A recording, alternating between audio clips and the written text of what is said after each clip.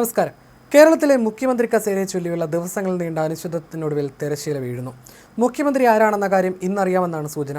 നിർണായക ചർച്ചകളിലേക്കാണ് ഹൈക്കമാൻഡ് കടന്നിരിക്കുന്നത്. മുഖ്യമന്ത്രി സ്ഥാനത്തേക്ക് വി.ഡി. സതീശനോ കെ.സി. വേണുഗോപാലോ രമേശ് ചെന്നിത്തലയോ ആരാണെന്നാണ് ഇനി അറിയേണ്ടുന്നത്.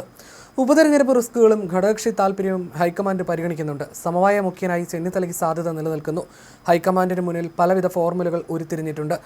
UDF മുന്നണിയിൽ മുസ്ലിം ലീഗ് സതീശന് വേണ്ടി നിലപാട് സ്വീകരിച്ചതോടെ സതീശന്റെ സാധ്യതകൾ വർദ്ധിക്കുന്നു. ലീഗിനെ പിണക്കിയുള്ള തീരുമാനത്തിന് സോണിയാഗാന്ധിക്കും താൽപ്പര്യമില്ല. കെ.സി. പ്രഖ്യാപിച്ചാൽ പ്രിയങ്ക ഗാന്ധിക്കെതിരെ അടക്കം പ്രതിഷേധമുണ്ടായേക്കുമെന്ന സൂചനകളുണ്ട്. ഈ പശ്ചാത്തലത്തിൽ വി.ഡി. സതീശനെ മുഖ്യമന്ത്രിയാക്കുക അല്ലെങ്കിൽ രമേശ് ചെന്നിത്തലയെ മുഖ്യമന്ത്രിയാക്കുക എന്നതാണ് ഫോർമുല. പല സാധ്യതകൾ ചർച്ച ചെയ്യാനാണ് അന്തിമ ചർച്ചകളിലേക്ക് രാഹുൽ ഗാന്ധിയും AICC അധ്യക്ഷൻ മല്ലികാർജ്ജുൻ ഖാർഗെയും കടന്നത്. ഈ ചർച്ചയും നിലവിൽ പൂർത്തിയായിട്ടുണ്ട്.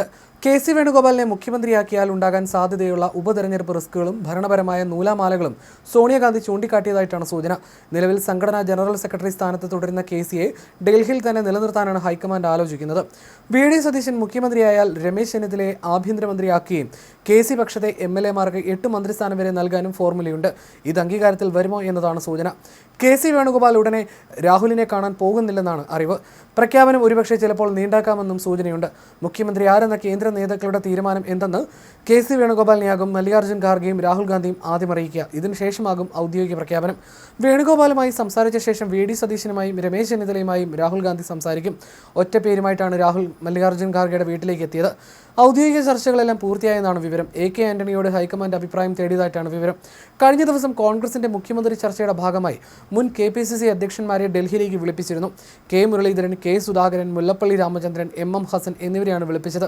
KPCC വർക്കിംഗ് പ്രസിഡന്റുമാരായ ഷാഫി പറമ്പിൽ, A.P. അനിൽകുമാർ, P.C. വിഷ്ണുനാഥിനെയും ഡൽഹിയിലേക്ക് വിളിപ്പിച്ചിരുന്നു. അതേസമയം മുഖ്യമന്ത്രി ചർച്ച പ്രതിസന്ധിയിലാക്കിയത് ലീഗ് ആണെന്ന വികാരം K.C. പക്ഷത്തിനുണ്ട്. സ്വതന്ത്ര തീരുമാനമെടുക്കുന്നതിൽ വിഘാതം സൃഷ്ടിച്ചെന്നും പക്ഷം ചേർന്നത് ശരിയായില്ലെന്നുമാണ് വേണുഗോപാൽ പക്ഷത്തിന്റെ വിമർശനം. തുടക്കം മുതൽ സതീശനെ തന്നെയാണ് ലീഗ് പിന്തുണച്ചത്. ഇന്ന് പാണക്കാട് സാദിഖ് അലി ശിഹാബ് തങ്ങളോട് സോണിയാഗാന്ധി അഭിപ്രായം തേടിയപ്പോഴും സതീശൻ തന്നെ മുഖ്യമന്ത്രിയാകണമെന്ന നിലപാട് ലീഗ് ആവർത്തിച്ചതായിട്ടാണ് വിവരം. ജനവികാരം മാനിക്കണമെന്നും സാദിഖ് അലി ശിഹാബ് തങ്ങൾ സോണിയാഗാന്ധിയെ അറിയിച്ചതായും റിപ്പോർട്ടുകളുണ്ട്.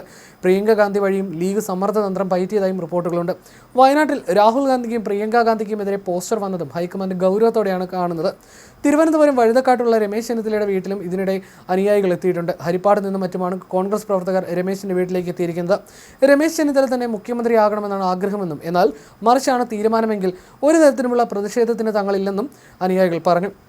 ഇതിനിടെ വി.ഡി. സതീശനെ അഭിനന്ദിച്ചതായിട്ടുള്ള പ്രചാരണം നിഷേധിച്ചുകൊണ്ട് കോൺഗ്രസ് നേതാവ് സച്ചിൻ പൈലറ്റ് രംഗത്ത് വന്നു. സതീശനെ പൈലറ്റ് വിളിച്ചിട്ടില്ലെന്ന് പൈലറ്റ് ഓഫീസ് അറിയിച്ചു. സതീശനെ മുഖ്യമന്ത്രിയായി തെരഞ്ഞെടുത്തെന്നും സച്ചിൻ പൈലറ്റ് അഭിനന്ദിച്ചുവെന്നും തരത്തിൽ സോഷ്യൽ മീഡിയയിൽ പ്രചാരണം നടന്നിരുന്നു. ഇതിലാണ് വിശദീകരണം. ദിവസങ്ങൾ നീണ്ട ചർച്ചകൾക്ക് വിരാമം കുറിച്ച് ഇന്ന് മുഖ്യമന്ത്രി പ്രഖ്യാപനം ഉണ്ടാകുമോ എന്ന് ഏവരും ഉറ്റുനോക്കുകയാണ്. കെ.സി. വേണുഗോപാൽ, വി.ഡി. സതീശൻ, രമേശ് ചെന്നിത്തല എന്നിവരുടെ പേരുകൾ ഉയർന്ന ചർച്ചകൾക്കൊടുവിൽ ആരുടെ പേരാകും ഹൈക്കമാൻഡ് പ്രഖ്യാപിക്കുക എന്ന ആകാംക്ഷയിലാണ് രാഷ്ട്രീയ കേരളം.